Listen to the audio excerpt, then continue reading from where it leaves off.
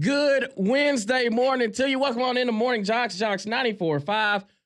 Damian Mitchell, Conrad Van Order. Well, I was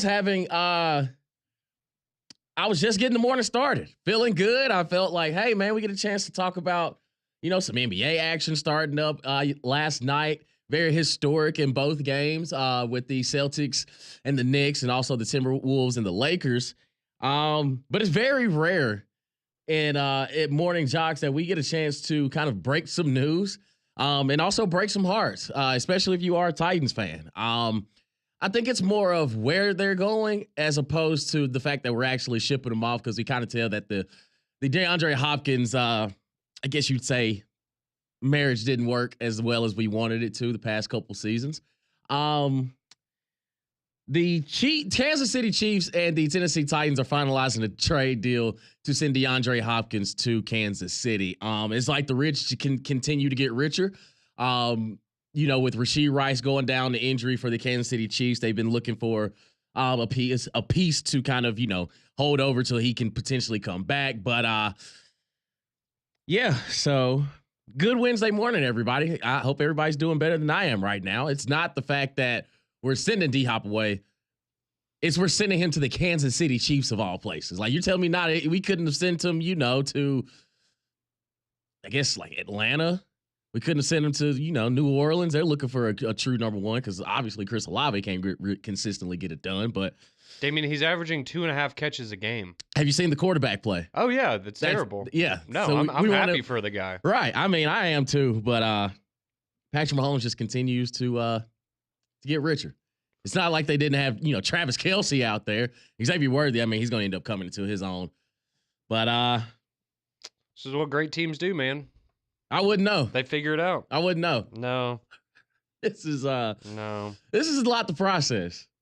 Because again, it just happened. Like, this literally within 15 minutes of pulling up your laptop and just tuning into your ESPN app, it's the Kansas City Chiefs and who are planning on agreeing to a deal. But so they it's been fun. It's been fun while it lasted. But is it now time to accept that the Tennessee Titans aren't a good football team this year? You're just now realizing that? I am. Well, then I don't really know what to tell you, buddy. I thought coming into the season that we'll be okay. We can figure some things out. I think you knew that deep down in your heart, even your wildest dreams as a fan, that they weren't happening. I took the optimistic approach. I pulled like the Auburn.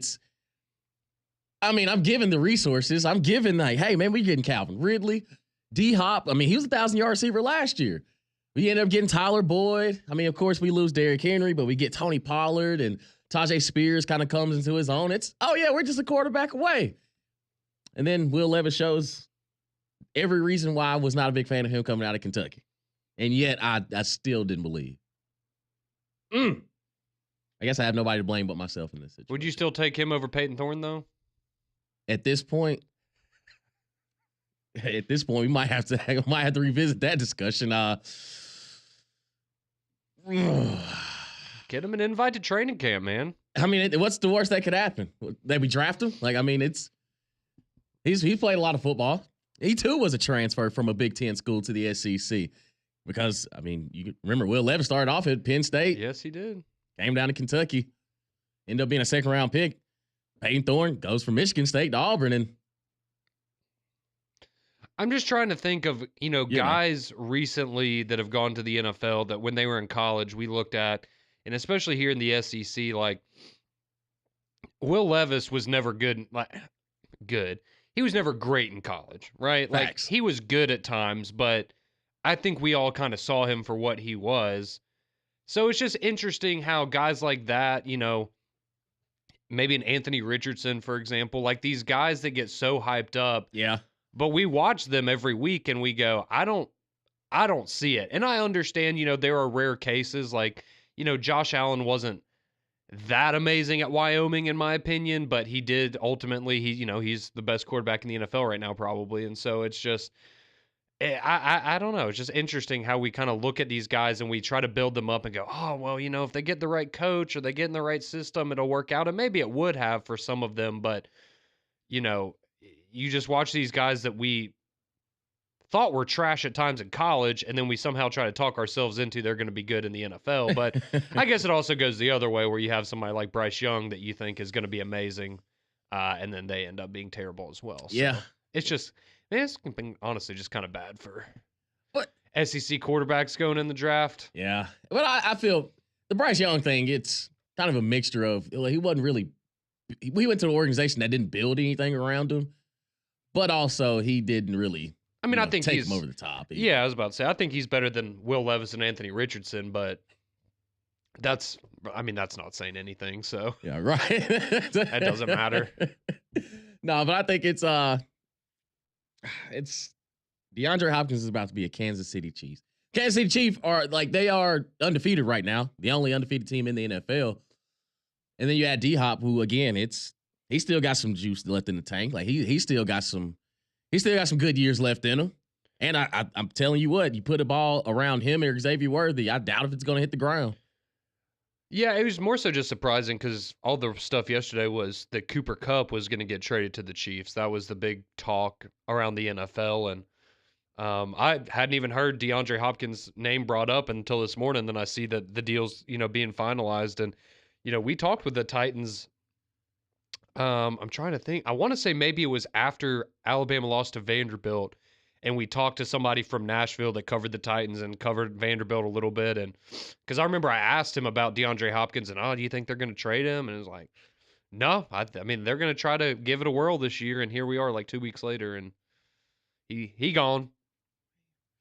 And then see, this is why, like Taylor Swift said, this is why we can't have nice things.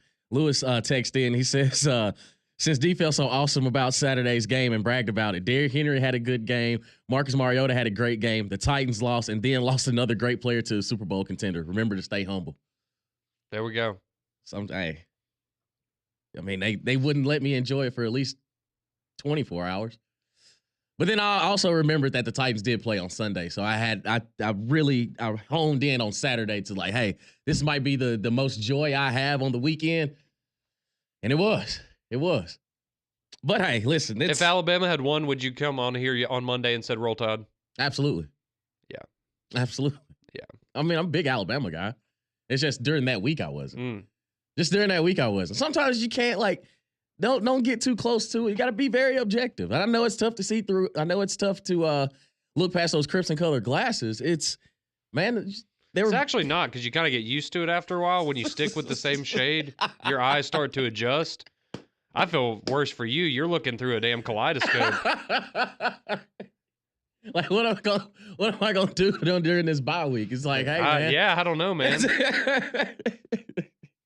Oh, man. Let's have some fun on Morning JOX. JOX 94.5, Damian Mitchell, Conrad Van Order, and you as well. Trying to put your offensive coordinator, defensive coordinator, even your special teams hat on and what you want to see from your team on the weekend. I mean, we got some good matchups across the SEC. Auburn, do you think that you finally get an SEC win? You travel up to Kentucky. Alabama, can you get back on the winning side of things with Missouri coming in to Bryant-Denny Stadium and so much across the SEC? But we want to know what you want to see for your team this weekend. Your text messages, your calls, all on the other side. Keep it locked right here on Morning JOX and JOX 94.5.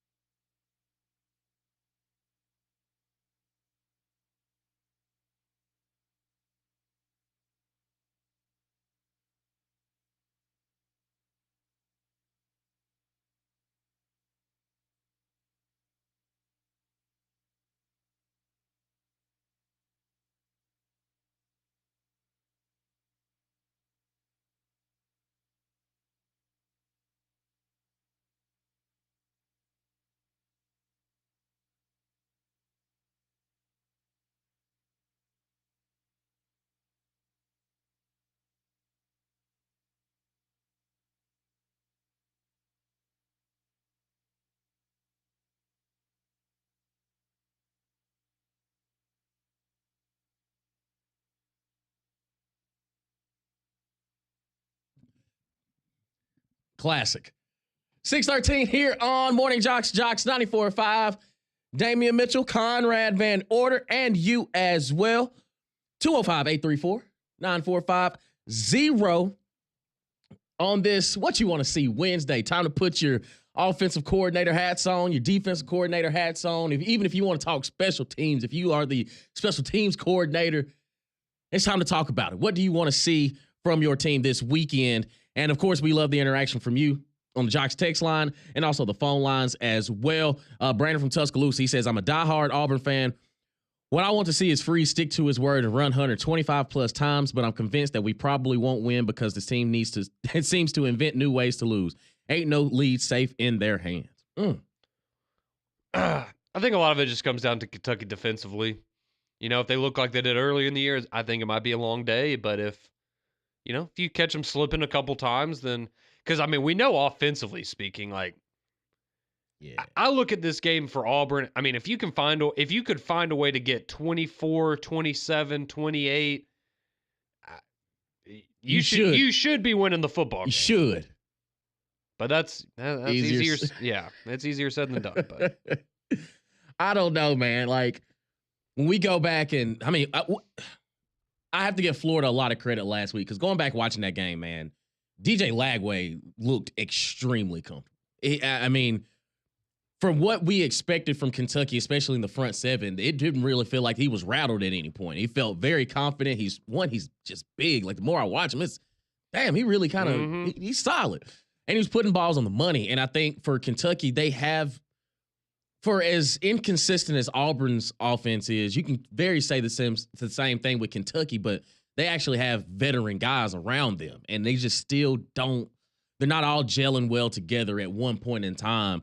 And I don't know. I think for Auburn, I'm agreeing with Brandon. At some point, you're going to give Jarquez Hunter the ball till he just can't take it anymore. And I don't know. The Missouri game still is just so puzzling to me of how you squander a lead. You have special teams touchdown with the muff punt by Luther Burden. And yet you still lose that ball game when all the momentum is clearly in your, it is going straight to you, and you still find a way to fumble the bag and lose the ball game. And just kind of go over that drive summary that you had yesterday, those possessions they had after Brady Cook's return. It's okay. Auburn doesn't know how to keep their foot on the gas pedal. Mm-hmm. They either overthink themselves, and then of course just some of the comments that Hugh Freeze has made from his press conference. It's just. Maybe don't say some of these things out loud. I understand that, being a play caller is probably so stressful. I can only imagine that. But you've gone through the entire week of a game plan. You should feel confident in some of the things that you're working on. You get in these situations, you have everything charted the way you want to, second and medium, second and, long, third and short. You have the design. And what Auburn brought you in there for was to fix the offense, and the offense has gotten worse. Everybody wants to continue to talk about Brian Harsin this, Brian Harsin that. He knew what he was running. Now, it may not have been the prettiest, may not have been the most explosive, but you hired Hugh Freeze in order to fix this offense, and in 2 years, you cannot be satisfied of what you've seen as far as an offensive output. Now, you can take the Alabama A&M game and New Mexico game and feel confident that, okay, yeah, against inferior opponents, but when you match up against Power 5 opponents, you can barely muster up 17 points as an offense.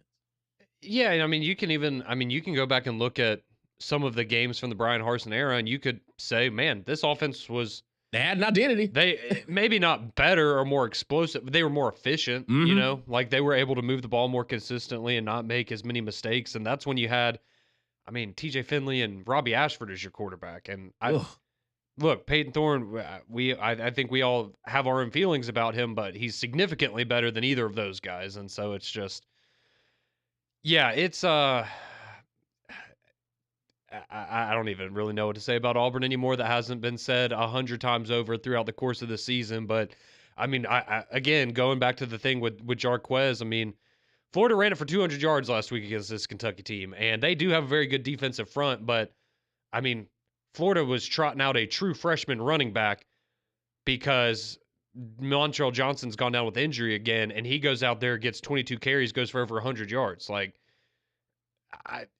I I understand it's different teams, it's different offenses, but if you're telling me a true freshman just ran the ball over 20 times and over 100 yards against Kentucky last weekend, well, I got the best running back in the SEC in a lot of people's eyes in my backfield.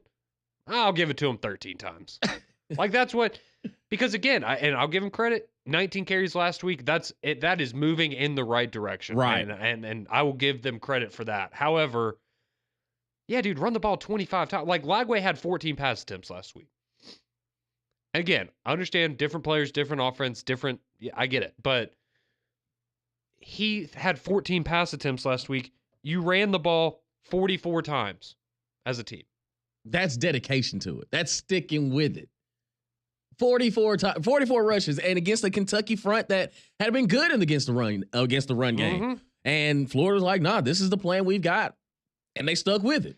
See, and a problem that I have with, honestly, both Alabama and Auburn at times this year with their running games is it feels like, I guess maybe it's more I don't know, like an old school philosophy or something where, even if you're not having a ton of success running the ball on the ground in the first half, you want to continue doing it so that by the time you get into the late third quarter and in the fourth quarter, that defense is tired. Like, that's really like you are playing a long game, or that's always how I viewed it when you are dedicated to running the football. Now, if you're breaking free for, 20, 30-yard gains in the first half, that's great. But it feels like both of these offenses at times, if they're not having a ton of success running the football, they'll just completely abandon it almost. And instead of continuing to kind of build and build and build so that late in the game you can break one, it's almost like they just, all right, it's not working today. Instead of continuing to pile on and wear down the defense, they just, go back to throwing the football. So I don't know. That's just one thing from both of these teams so far this year that I guess just the way that I grew up watching football and that I learned the game, like, that was one of those things that was very common. And now it's like, yeah, people seem very quick to just kind of give up on the run. Yeah. And that's kind of where I want to go with Alabama. It's, man, just don't overthink this thing on the offensive side of the ball. You got Jam and Justice back there for a reason. They can take the touches. They are shown that they can continue to run the football. Like, go back to that drive against Tennessee where I think it was eight straight run plays. They called runs for both of those guys, and even Jalen Milroe got into it. And to me, that's going to set up perfect for everything else you want to open up. And maybe it takes a little bit of pressure off of Jalen trying to beat people with his arm, because I don't know. I don't know if this is the era of college football that we're in, but it feels like offensive coordinators at times they try to overthink it, or they try to get too cute. I mean, Nick Sheridan, he had a Bill O'Brien moment down there in the red zone when I think it was either first or second and goal, and you throw a fade ball, and it's 26 and 22 are back there, big dog. If you got to line up in the pistol, line up in the out formation. But at least on first down, let's see what they got before we try to get all fancy and cute out wide. To me, you have to still run the football to be effective in college football, like in football in general. Mm-hmm. There has to be a presence of there has to be the threat of running the football. Yeah. And Coach Hatcher from Sanford's head coach, he's big on this, and he's an air raid guy. He says, well, we spread things out to make sure the box is light whenever we do call the run plays. He's like, we're stretching things out. We have swing passes. We have quick screens. But he's like, when we call run plays, it's inside zone, outside zone. We try to catch them, all right, we've got 6 people or 7 people right here with the 5 linemen or quarterback and running back, and they only have 6 in the box. Numbers show that we have the advantage. So let's run it. They'll call it quarterback power and things like that. So for Alabama, you have Jam and Justice back there. And no, I'm not going to say they're, Najee Harris or Josh Jacobs or anything, but they're quality backs in the SEC, and they are conditioned for this. They are itching at the bit of just give me the football. And I think Kalen DeBoer has to make a conscious effort of, we are running it on running downs. I know the tendency breakers may say like, oh, we're going to hit, Ryan Williams on a go ball or something. No. You got 26 and 22 back there. Let's establish the run game, and that opens everything else for you. Yeah, and I mean, how many times watching Alabama this year have you noticed that, how many times have they been in first down and 15, second down and 12? Like these these long down and distance situations where not even on third down, but just getting to third down is kind of a chore. Mm-hmm. And I mean, it's predictable at times, right? Because you have a pre-snap penalty, it's 1st and 15, you're going to run the ball, right? Everybody in the stadium knows you're running the football, and you run it for a yard or two because the defense can sell it on the and it's just they keep getting themselves in these situations where it's like, well, we have to run the ball, but we can't run the ball because it's so predictable, and we keep putting ourselves in these situations where we're just, hoping and praying we can get it down to like a 3rd and 7 or 3rd and 6. Mm-hmm.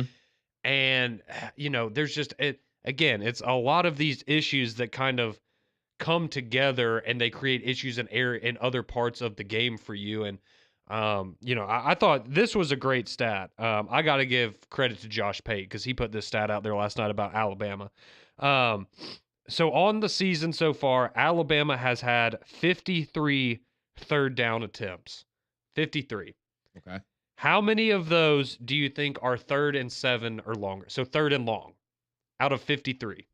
I'd say 20.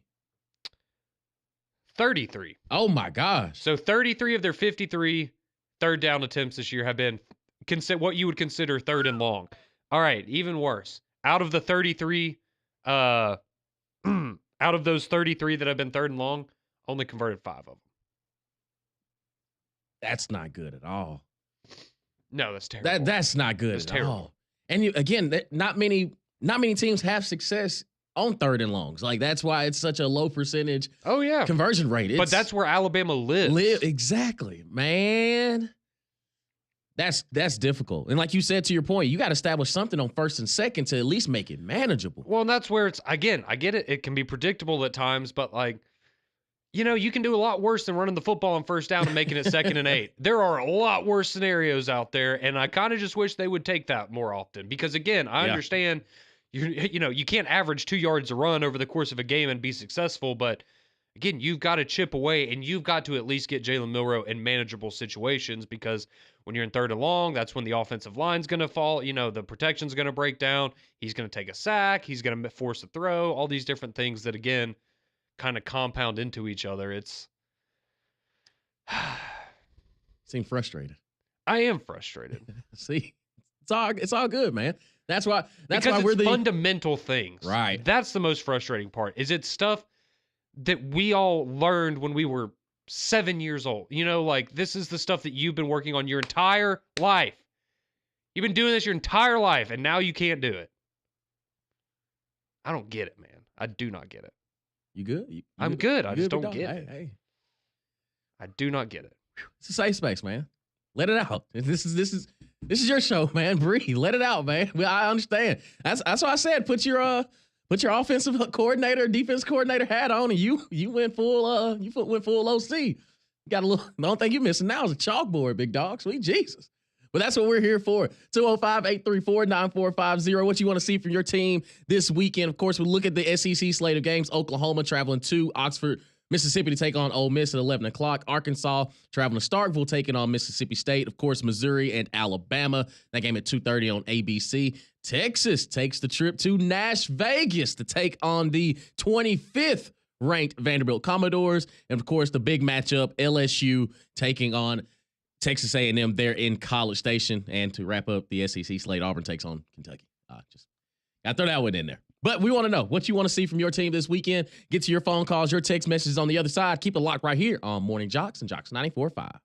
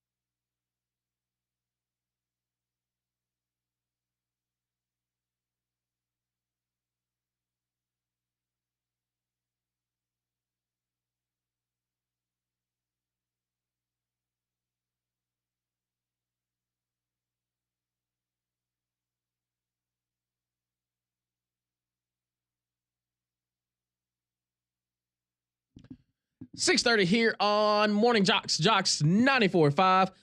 Damian Mitchell, Conrad Van Order, and of course you as well. 205-834-9450. And of course, if you listen to us to start the show off, that it's very rare that we have breaking news on Morning JOX. Well, I remember the last breaking news we had, it was a Scotty Scheffler thing. A little different this time. A little different.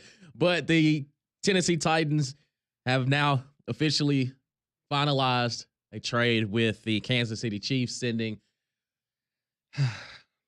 multiple-time Pro Bowler, I guess you'd say fringe Hall of Famer, wide receiver DeAndre Hopkins to the Kansas City Chiefs for a fifth-round pick that could potentially be a fourth-round pick. Dude, that backup defensive lineman y'all get in the fourth round is going to be awesome.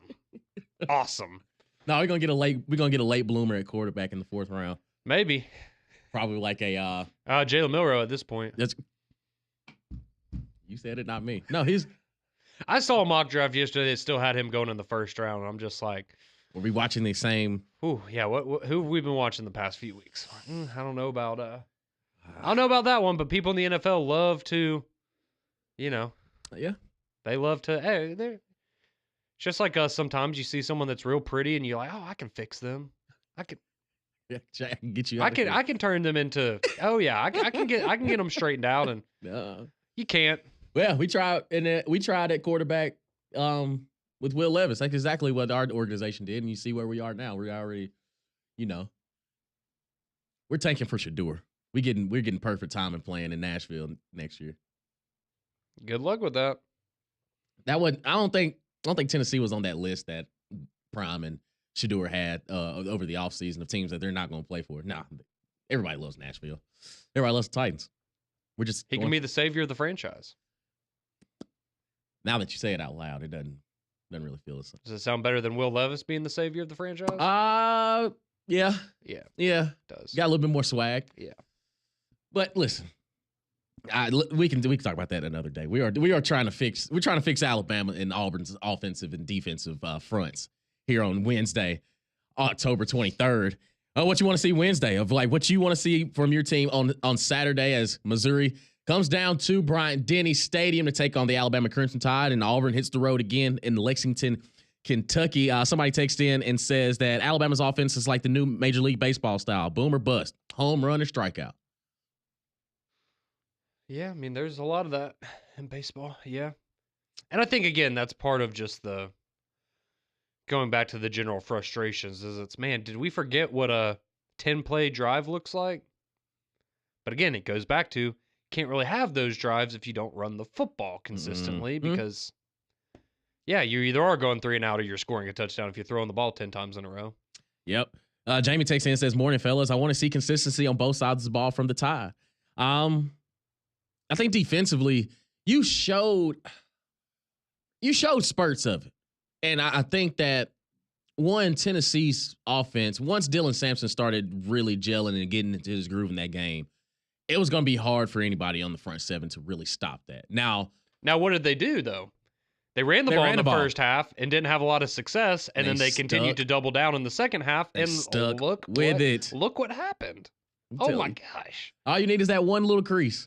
That's all you need. Funny how that works. That's all you need. And I think that, defensively for Alabama, I think Keon Sabb not being able to play is going to be a glaring situation in the secondary because he's a veteran guy. He's played a lot of football, and now you're relying on Malachi Moore and a bunch of young guys. Not to say Damani Jackson hasn't been doing well at the cornerback position, but there are young players across that secondary that are going to now going against, veteran guys at the quarterback position. So, I mean, how many people knew who Bray Hubbard was, a week ago? Probably not a ton of people. You might have seen his name on a depth chart, and that's about it. But, yeah, I mean, those are the kinds of guys that, it's it's a little tough right now. You got a lot of young guys out there. And again, these are part of the growing pains and part of the, where you hope at the end of the year, these guys have got enough experience to where, you don't really view them as freshmen anymore. But, I feel like there's also just been such a revolving door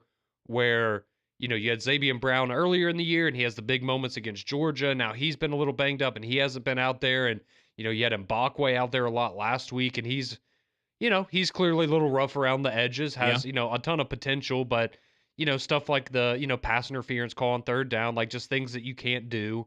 Um, those things are going to crop up. But again, it is unfortunate because injuries are just a part of the game, and they have kind of taken their toll in Alabama. They really need the bye week. Like, they really need to get past Missouri and get to the bye week. I think that'll do them a lot of favors, but I mean, everybody's banged up right now too. But Mm-hmm. and it also goes back to, something we've talked about a lot with NIL and the portal is just, teams don't have the depth anymore, right? Like, you might have really, really solid starting 11 on both sides of the ball, but you probably don't have 11 other guys on the side of the ball that can step in if need be immediately and be, impact guys. So that's where a lot of this stuff comes back into play. It's just got to battle through it. But I mean, it's like Sab, dude. I mean, he played on a broken foot on Saturday. Yeah. Like, I Built- love that. Built different. I hate it for him, but I love it. See, and that's what kind of gives you the hope of, all right, not all the recipes are gone. Like, now we still got some old school players that You just got some love dogs. the game. Yeah, love the game. Just want to love just want to play ball with some of their guys, and that's it. So shout out to Keon Sabb. Continue to, heal up, and wish you nothing but the best. But Alabama's got to get back on the winning side of things, and we are going to see what it looks like against Missouri this weekend, 2:30 there from Bryant-Denny We Stadium. cannot let Missouri sweep the state of Alabama. Can't do it. No. Can't do it.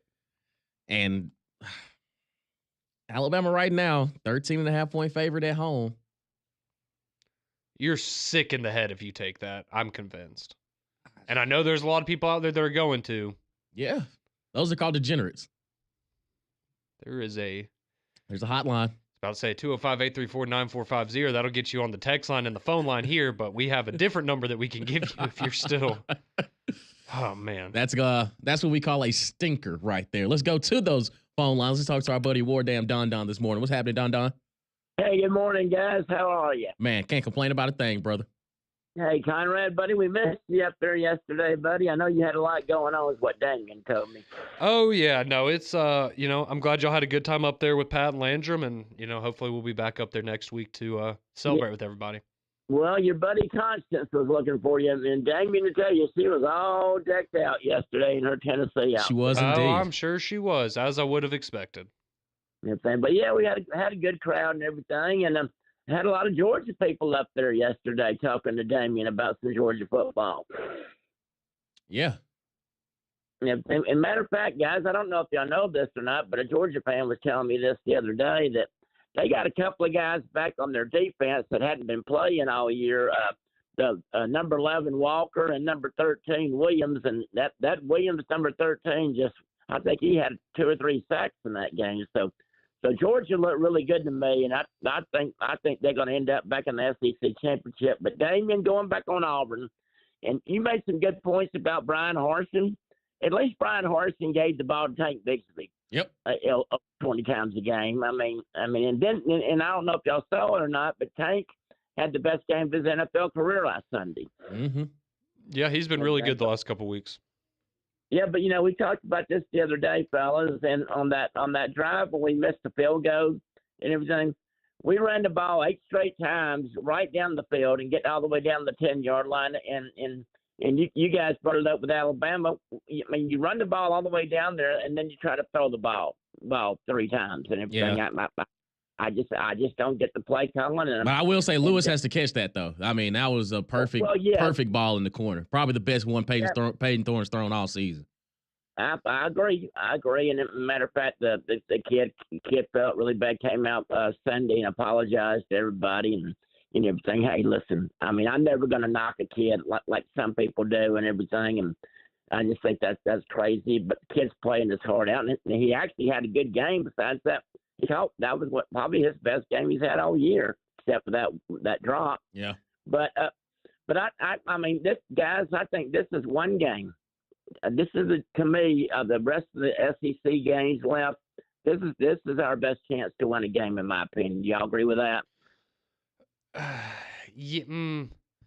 I think the next 2 weeks you have good opportunities. I think Vanderbilt's a better team than Kentucky. I mean, obviously we saw them beat Kentucky a couple weeks ago, but that game's at home, so maybe that helps you out a little bit being a Jordan Hare. But yeah, I mean, just with what Kentucky what they can't do on offense. Right. This is your opportunity. Because like I said earlier, I mean, seriously, I think if you're Auburn and you can put up at least 24, you should be able to win the football game. I agree with that. And Nick, Conrad, isn't it kind of crazy that we both have weeks off next week? Auburn and Alabama both are off next week. Oh, it's going to be so glorious. I don't have to watch and suffer for a Saturday. It's going to be great. Yeah, you know what? We're like I told you a couple of days ago when we had the off week. I sure did enjoy that football day a lot better because you're able to watch all the other games. And this year's been a great football year. So many great games this year. And what do y'all think about the Notre Dame Navy game this weekend? I think it'd be a good one. I think Notre Dame better be on. They better be ready to go. They can't play their B+ game. No. No.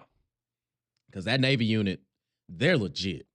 They are legit. I was about to say, and I mean, granted, they have come a long way since lost to Northern Illinois, I think, but I mean, this is probably, maybe besides Texas A&M, I mean, the best team that they will have played so far this year. Yep. It's going to be tough. But also, if you're Notre Dame, I mean, if you win this one, I mean, just based on what they have left, like, you're in a really good spot. You ain't lying. For the postseason. Really good spot. Absolutely. Let's go to Greg in Athens. Wants to talk some ball with us this morning. What's going on, Greg? Good morning, guys. You know, a teacher, I did some research, and going back to Pat Dye, if you're an Auburn fan, you have to be concerned about one thing, and that is your conference record, because with the exception of the COVID year, when Gus left, when all the games were conference games, if you haven't won at least 3 conference games, you've been fired. And Gene Chizik, you know, won that national championship in 2010 and 2012. He didn't win any conference games, and they let him go. And I just think, you know, you say that these next 2 weeks, at least on paper, were gettable, and everybody thought that Missouri was gettable, and everybody thought that Oklahoma was gettable. But if you look at Auburn and Alabama, I think Alabama's problems can be fixed with a scalpel. You might need a bigger hammer for Auburn's issues, especially yesterday after Coach Freeze said during his press conference that he's stressed out for 4 hours. You know, stress is a part of life. Stress can be good. And if you're allowing stress to dictate what you do, then you're not going to be successful in any field. And so, you know, I think that he's trying, his one priority right now is not to lose any of his freshmen or recruits. And that's not necessarily going to bode well if you're 0-8 at the end of the season in conference play. You bring up some great points. And I think for Hugh Freeze, and we appreciate the call, I don't know if I don't think Auburn would do it, but it's not a realm possibility if you don't win an SEC game that, like, it could be. Because at this point, you have underachieved the first 2 years that you're there. Well underachieved, like way underachieved. But I don't think you can do it and then have another reset. So if they were to let him go at the end of the season, it would cost him $20 million, $20.3 million. But you're still paying Brian Harsin. Are you still paying Gus? Hopefully that's over by now. Surely that's over by now, but I don't know. It may not be. But, I mean, you're already paying one coach. Do you really want to pay another coach for their buyout? Then, kind of like what the Greg was saying, is you are worried about losing your recruiting class. You are worried about some of those, big-time freshmen that came in this year that are maybe a little disappointed in how the season's gone and have wanted to leave. But a surefire way to make sure that most of those guys leave is to get rid of Hugh Freeze. And so that's the thing. Really, if you were to, hypothetically, if you were to get rid of Hugh Freeze, is there somebody out there that you truly think can come in and have, just turn this thing around in a season? And I just don't know if that's because there's so many changes that would need to be made. Right. And on top of the fact that if you get rid of a coach like Hugh Freeze after 2 years, maybe you love Kurt Signetti and what he's doing in Indiana. Like that's going to be, people are going to sell their souls to hire that guy in the near future, right? Why would you want to come to a place like Auburn when they've been through 3 head coaches in the last, 5 years? And I mean, this was the guy that everybody wanted. Like everyone wanted Hugh Freeze, or a lot of people wanted Hugh Freeze because he's an offensive genius. And now you've given him 2 bad years and he's done. Like, do people really want? And that's the same thing, I've said about the Alabama coordinator situation, right? As I know people are like, well, we need to fire Womack right now. Who in their right mind is going to come and take that job at Alabama if this guy got 6 months? Right. Like nobody, because you want security. You want to be able, you want to have a job. And that's where I just think if you're Auburn, I even if they go 2-10, they don't win a game the rest of the year. I don't think you fire Hugh Freeze. But he is on the hottest of hot seats to come year 3. Oh, On fire. absolutely. Like the pressure that Billy Napier is feeling, you can double that if Hugh Freeze doesn't win another game from this point forward. I agree. Absolutely. He should be on the hottest seat next year, but I think you got to give him another year. Yeah, you have and to. make him cheaper to get rid of. That's the key. 205-834-9450. We see your text messages, we see your calls. We'll make sure we get to those and return here on Morning JOX and JOX 94.5.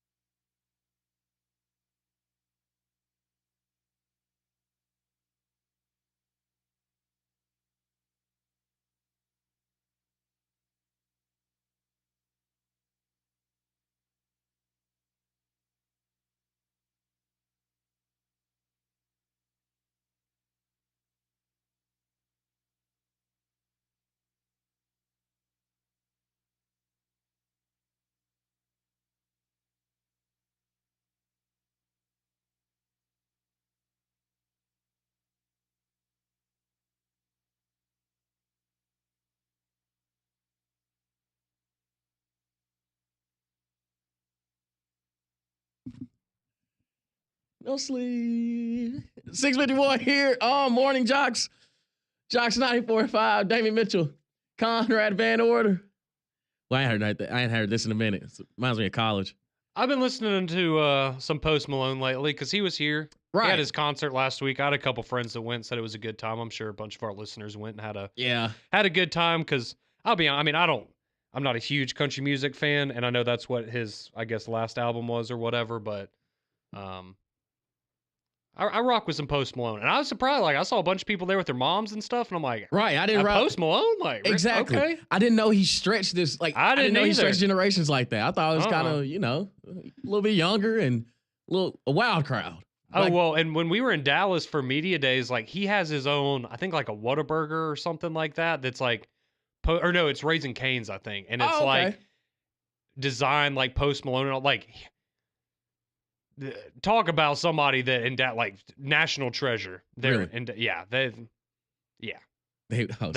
Malone like that. Yeah, they mess with some Post Malone out there in Texas. I was like, oh, I didn't realize that. I was like, I like Post Malone. They're like, no, we love Post Malone. I was like, oh, okay. Yeah, he's cool. I was unfamiliar with your game, Okay. big dog. Let's go to the phone lines. Continue on. 205-834-9450. Let's go to Gus. This isn't Malzahn, is it? What's going on, Gus? Good morning, gentlemen. Oh, that's not Malzahn. Honor to talk to y'all. First, I want to make a statement, and then I have a question, Go ahead. if you don't mind. Okay, I love Alabama, and I listen to all these people right now talking about, well, we got to support the team. We got to get behind players.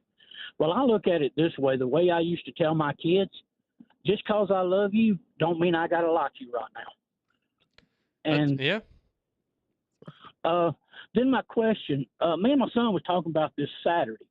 The Army and Navy, okay, their academies, their military academies, are they allowed to use the transfer portal? I think so. I think so, but like people, I don't think people are transferring into Army though. Like I don't. I know like a good, like probably the most prominent example, granted it's baseball, but like Paul Skeens, he came from Air Force and he transferred out of the Air Force Academy. But I don't know. I mean, I'm sure they have guys. I'm trying to look up examples, but I mean, I'm imagining they have access to it. Yeah, but because I always saw once you graduated from there, you were supposed to go into the Army or go into the Navy. So that's what they're actually training you for. Right. So this says, I guess Army and Navy don't use the portal to recruit players, but it looks like some of the other military academies do. But it also looks like if you wanted to transfer out, you have to do so before your junior year at the academies. Okay. In order to get out, if you want to transfer. Okay. Well, gentlemen, I appreciate it, but I tell you what, that Army-Navy game at the end of the year it's going to be a dadgum good game. Man, what? It's going to be beautiful to see, too. Probably going to get it back-to-back weeks, too, with the AAC championship and then the rivalry. Let's go to Dave and Hoover. You got about 30 seconds, brother. What's going on? Yeah, real quick. Auburn people, man, they got to stop the rhetoric. These recruits hear it. It killed Gus Malzahn. He's gone next week. If he loses, he's gone next week. Well, guess who was gone? The recruits. Parson comes in, bad fit. Same thing. I think he had 18 players on scholarship. Same thing, bad fit, get rid of the guy. These recruits hear that, and now they're doing the same thing. Yeah. Give the guys some time. I know, man. I mean, but patience is a virtue. Yeah, but you went 6-7 in year one, and you assume with better talent it would be better, but they're on the decline. But they look better. Eye test. What did Dennis Green say? What your record is? Yeah, you are what we thought you were. Look at that. 2 wins, baby. McElroy keep looking more than